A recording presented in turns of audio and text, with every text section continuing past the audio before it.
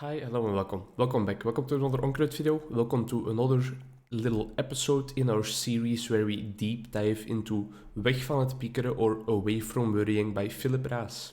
Grab yourself a cup of coffee, make sure your ears are clean and ready to listen, and then let's dive straight in. The third video on the topic, the second chapter in the book, because the first chapter wasn't really numbered as number 1, it was numbered as number 0, it was the introduction. Chapter 2, actie, actie, actie, or easily translated into English, action, action, action. I hear you thinking it's the same thing I thought. Is Filip Raes a movie director? No, he's not. It's about action. It's about actually behavior. It's about going for a run. It's about contacting your friends and going out with them. It's about trying the new software system at work. That's what this chapter is all about. Action, action, action. In reality, we should see worrying as a sign or a signal, a thing that signals us that action is supposed to happen. Action really is the number one, the primary, the most effective remedy against worrying. The author of the book is Dutch, and he created the acronym PITA, which is a name for a type of food we have here. But because I'm making these videos in English, I'm gonna try and translate it into the acronym WHAT. You can remember it easily, right? What, just the word what. And it's basically translated into worrying her, so there's the WH, action time. WHAT, what? Worrying her, action time. The first step is always noticing the worrying and putting it at a little bit of a distance, making sure that you are not fused with the worrying anymore. And once you have done that, then it's action time. And often the action we need to choose is quite straightforward when we look at what we're worrying about. Sometimes it isn't. That's what the next chapter is going to be about, like which action to choose in which situations. But most of the time, for example, when you're Sunday morning lying in bed, it's nice and cozy, nice and hot, you see that the weather outside is a bit gray, a bit gloomy, it's still early, and you're worrying about, no, I don't want to go running, it's going to be way too cold, I might strain my ankles, my muscles will not be warmed up, maybe it has rained last night and everything is muddy, I will get sick. No. Action is the remedy. You notice you're worrying her. You tell yourself, oh, I'm worrying. I know that doesn't really make sense. This is my sign for action. Action time. You get out of bed, you go for the run, and you will feel better afterwards. Short-term pains for long-term gains. It's counterintuitive. Normally we go for short-term gains, which often coincide with long-term pains, especially in the case of avoidance. This time we want to flip the script. We want to turn that story around. And the first little subheader here is leerervaringen or learning experiences. And it talks all about how important it is to, after you have really done something, you have taken action after you noticed you were worrying, you have lived your life according to the WHAT acronym, it's important to make sure that you stand still and reminisce a bit. What did I just learn and how can I remember that for the future? Next Sunday when you're lying in bed, you can think back, last time I actually did go for a run. I even met that nice person who was walking with her dog on that run, and that was an interesting experience. And also, the weather was okay, it was a bit cold, but that cleared out my sinuses a bit, and it really got me vitalized for the rest of the day. And I felt great, I felt sporty, I felt healthy afterwards, so maybe today I shouldn't stay in bed and worry any longer, but I should just go straight ahead, because I know last time was such a success. And both scientific research and just professional experience tells us that people learn way easier and better from their own experiences or from really seeing something live and in the flesh in front of them, experiencing it themselves, other than when an expert is just telling it to them in their therapy session. And after a while, if you keep doing this, if you keep adhering to the WHAT acronym and you just always take action as soon as you notice you're worrying, fewer and fewer contexts will start to elicit worrying. Whereas normally you see your bed and you start worrying about, oh, I have to do this and that. Now, after you have taken action, as soon as you notice that worrying when you started going to bed, that context interaction doesn't happen anymore. That learning is kind of unlearned, and the contamination of different contexts with learning can kind of diminish. Second subheader, wanneer je je angstig of somber voelt. So all about when you are feeling anxious or feeling down, feeling negative in a depressed way. People often worry about things that are related to those two domains, right? Either things that can make them anxious, like for example, a doctor's appointment you still have tomorrow, or things that can make them feel down. Like for example, oh, my project at work is never going to be accepted. I'm such a mess. I am such a bad worker. I don't know what I'm doing. And worrying is something automatic. It's something really annoying. It can really tear you down. It can completely sideswipe you if you don't take action quick enough. An example of the anxious worrying is when at work there's a new software system. You know that you're a bit of a klutz when it comes to those things, and you know that software packages are not really your friend, and you start worrying. The worrying train starts going. I'm not gonna be able to work with it. I'm gonna get behind on my work. I'm gonna have to ask all my colleagues for help and they're gonna get annoyed at me.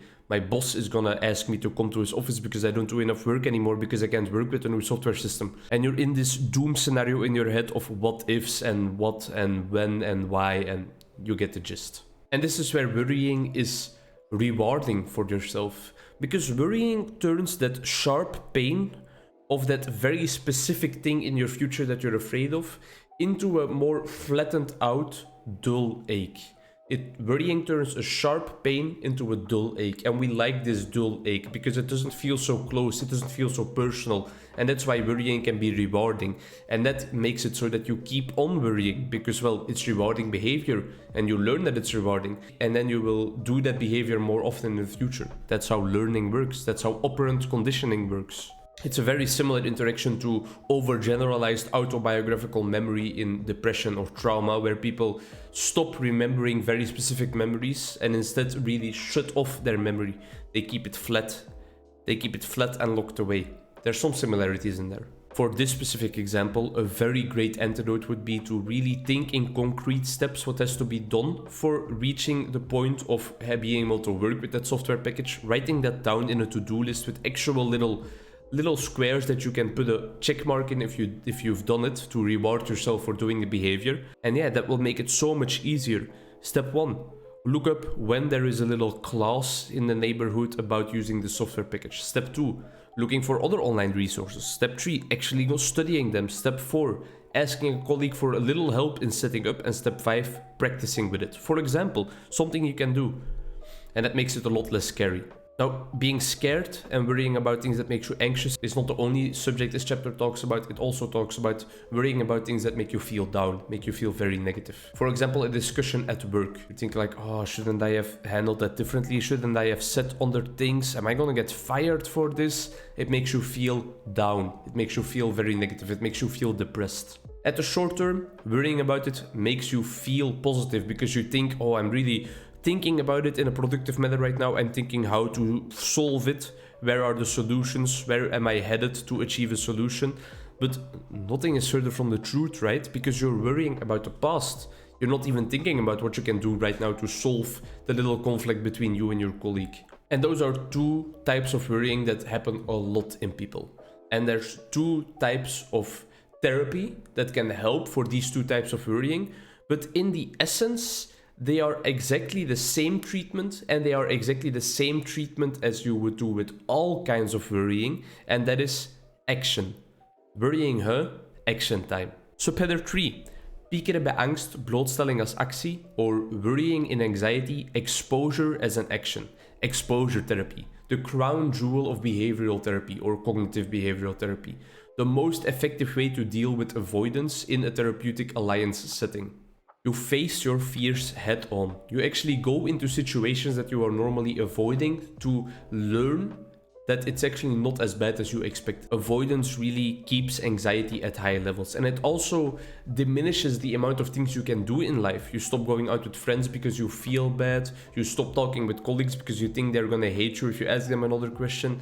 It shrinks your world around you. The walls are closing in on you. Avoidance feeds anxiety. And exposure is an antidote. The first step is some psychoeducation about what exposure is and why it will help.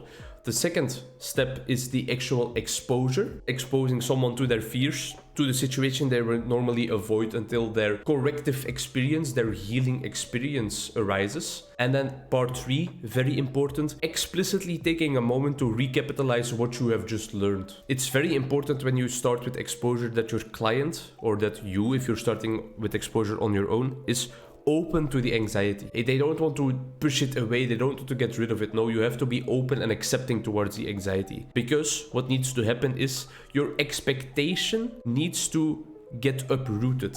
It needs to get turned around. You need to see that what you expected to happen doesn't happen at all. Your colleagues don't get mad at you because you ask them for help again. No, they still just help you and they're very friendly. Maybe they even tell you like, yeah, I'm also struggling with this new program. Can you believe that the boss is making us work with this already? And exposure has to happen often. You have to keep on repeating it. And every time you have to make sure that you stand still and realize what you've learned. Important side note for therapists that are guiding people through exposure: don't try to alleviate their feelings of anxiety. Don't try to take their anxiety away from them. That's not what exposure is about. At least that's not what exposure is about anymore. Don't try to calm them down. Don't try to give them the idea that everything is going to be okay and it's not going to be so bad, because that diminishes their anxiety and that also diminishes the effectiveness of exposure. Let them experience the fear. It's vital for their learning experience. Subheader 4. Piekeren bij depressie, gedragsactivatie. Or worrying in depression, behavioral activation therapy. Which I already made a video on. That video was based on a class given by the author of this book, actually. Often, the negative experiences we experience in depression have kind of the characteristic of being an experience of loss.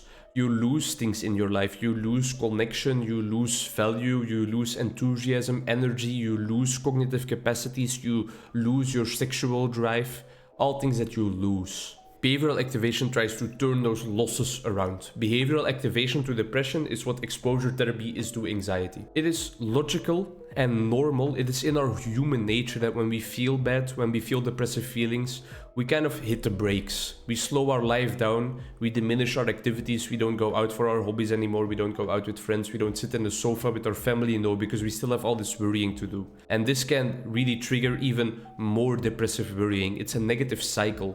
It's a vicious cycle and it's a negative spiral. With support from your therapist, the most effective remedy against this negative cycle, against this negative spiral and vicious cycle, is to climb out in easy and small steps. And those steps consist of behavioral activation. Going back to all the behaviors that you gave up, that you left behind, and slowly but surely activating them again, doing them again. And therefore, in that way, introducing valuable things into your life once more. Even when you don't feel like doing it. That's the big misconception. People always think, no, I have to feel better first and only then will I be able to regain what was lost, regain my normal patterns in life and go back to the behavior that I normally do. But it's the other way around. You have to work from the outside in. Behavior first, then you will automatically start feeling better. It's counterintuitive and it's very hard. The guidance of a therapist in behavioral activation is very much warranted, I think. Again, learning experiences are very important. If you think, no, I'm not going to go to swimming lessons, I really don't feel like it today, you can remember, but wait, 3 days ago I had exactly the same feeling. I then went to swimming practice and I didn't feel so bad afterwards. Maybe I even felt a little bit better, you know, come on. I'm grabbing my swimming shorts and I'm going back to the pool. A very important factor to look out for in the story of depression and worrying is damping thoughts. For example, when you're already in that fun thing that you normally would find fun, and you even enjoy yourself a little bit, and all of a sudden you start thinking, well, I shouldn't enjoy myself too much because afterwards my giant to-do list will still be waiting for me. Or I can't enjoy this dinner with friends too much together because as soon as we're getting home, they're gonna be talking behind my back again because I know that they don't like me in reality. And that really takes you out of the moment. You're not living in the moment, you're not mindfully there, and you're not going to be able to enjoy it to the fullest. So we have anxious worrying and exposure as an antidote. We have depressive worrying and behavioral activation as an antidote. And another part of worrying that has to be put in the limelight because it is very, very frequently there in people is worrying in bed. Subheader 5, piekeren in bed, actie om te slapen. Worrying in bed, your action is going to sleep. Having sleeping problems for a while can lead to things like lessened quality of life, emotional problems like depression and anxiety, bodily problems like headaches, cognitive problems with your concentration or your memory, and in the long term it can even impact your heart and your blood. It can cause diseases on that front as well. And Lord knows that worrying can really put a damper on your sleeping quality and your sleeping efficiency. The amount of time you actually efficiently sleep compared to the amount of time you are in bed in total. Worrying is a big factor in insomnia. Almost 30% of the adult population tells us that they sometimes sleep poorly, and 10% of the adult population experiences actual insomnia, where they just sleep like shit for prolonged times. They have problems falling asleep, sleeping through the night, they wake up too early, all things like that. And from the cognitive behavioral therapy side of things, of which the author of this book is a big representative, he is schooled in that domain himself, there is cognitive behavioral therapy for insomnia, which is actually very effective. And a big part of that therapy is facing the worrying head on and trying to work with worrying and diminish its impact on your sleep. A classic exercise within this domain is if you are laying in bed and you're worrying and you've noticed that it has been going on for 20 minutes, you get back up out of bed. You go do something else. Nothing too intensive, nothing too active. You don't go exercising or something, for example. You also don't go back to work. You don't go checking your emails or stuff like that. No. Do something like filling in a puzzle or maybe reading for a while, filling in a Sudoku, stuff like that, listening to some music. Nothing too intensive.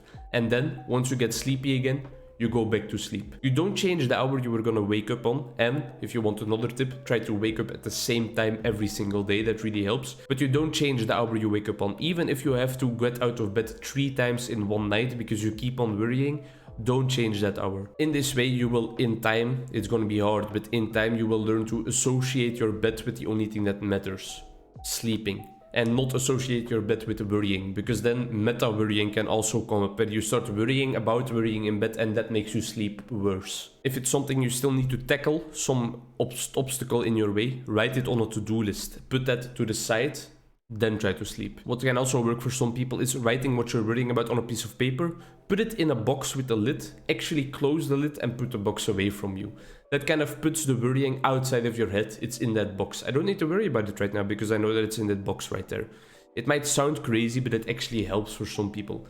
With all of these techniques and exercises, it's really important that you find what works for you. Stopping worrying is often very difficult, but postponing the worrying can often help. And that's also why a worrying chair or a worrying quarter, 15 minutes of worrying can also really help. I'm not gonna worry right now. I know that later today at 5 I have my designated worrying time in the chair in the garage.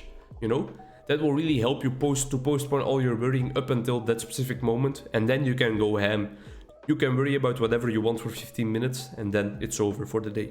Relaxation could also help when you're worrying in bed. For example, progressive relaxation, where you close your eyes and you do kind of a body scan. You traverse your body inside of your mind, and every muscle group you pass by, you contract them for a second and then you let them relax again. And it can really help you relax. In line with that, breathing exercises. For example, slow deep breathing, SDB exercises. Try to breathe in through the nose for 4 seconds and then breathe out through the nose or the mouth for 6 seconds, and do this in multiple cycles. And try to do it from your stomach as well. You can find YouTube tutorials on this if you want to. Just type in relaxing breathing exercises. Your imagination can also help you out. Try to imagine a safe space. A space where you feel safe, warm, welcome, where everything is okay for you, where you love to be, where you like to be. Try to make it concrete and detailed with sounds and images and smells and feelings. Try to really transport yourself into that safe space. For me, it would be the mountains in Switzerland, for example. For the author of this book, it's his vacation home in the south of France. And a final exercise you can do when you're trying to fall asleep and you're worrying is what they call the cognitive shuffle, or the thought mixer. You think of a word, for example, bean, and then with that first letter, B, you try to imagine as many words as possible that immediately come to mind that start with the letter B as well. And you really try to imagine that vividly in your mind. I would now say bean, and I could, for example, think about bread, and I would really imagine a loaf of bread. Try to see it for me, rotate it around in my brain a little bit. Really focus on those other things and try to put the worrying on the back burner a bit. Alright, we have gotten bread. What else starts with a B? Banana. Think about a banana. Really imagine that yellow color. Maybe it's somewhere in Tenerife. It's still on a tree. Alright, what else do we have? Boxer. Muhammad Ali. He's standing right there. And you keep doing that until the words with B kind of run out, and then you move over to the next letter, in this case E. An important remark, but I'm not really gonna go deeper into it because it comes back in the next chapter, is it something you have control over while you're in bed? If yes, and you can solve it now, solve it now. If yes, and you can solve it later, write it down, the first concrete step that you have to do to solve it, and then solve it later. If you don't have any control over it, be very mild towards yourself and try to divert your attention to other domains. If you want to learn more about how to sleep correctly and how to have better sleep hygiene, the author of this book advises you to read The Sleep Book by Dr. Guy Meadows. Final subheader, subheader 6. Piekeren is piekeren, worrying is worrying. We have just discussed these different types of worrying and different types of treatment for them, but in the end, when it all comes down to the brass tacks of things, it's the same. It's the same mechanism in psychopathology and it's the same mechanism in treatment, and you don't really benefit, both you and your client don't really benefit from making all these distinctions between different kinds of worrying. Just go over to action. Remember what? Worrying, huh? Action time. That's all you need to remember. Action is the answer. When you're sleeping, action can be the answer, and action is most of the time then actually going to sleep. When you're worried about something you're anxious about or depressed about, action is most often related to what you're worrying about. Try to do what you're worrying about instead of worrying about it. That way you will actually get closer to a solution instead of just being stuck in your head in all these doom scenarios and not actually getting closer to the solving of your problems. Thank you very much for watching. Next chapter we're gonna talk about how you choose the right action once you are at the action time part of the WHAT acronym. Thanks a lot. Bye bye.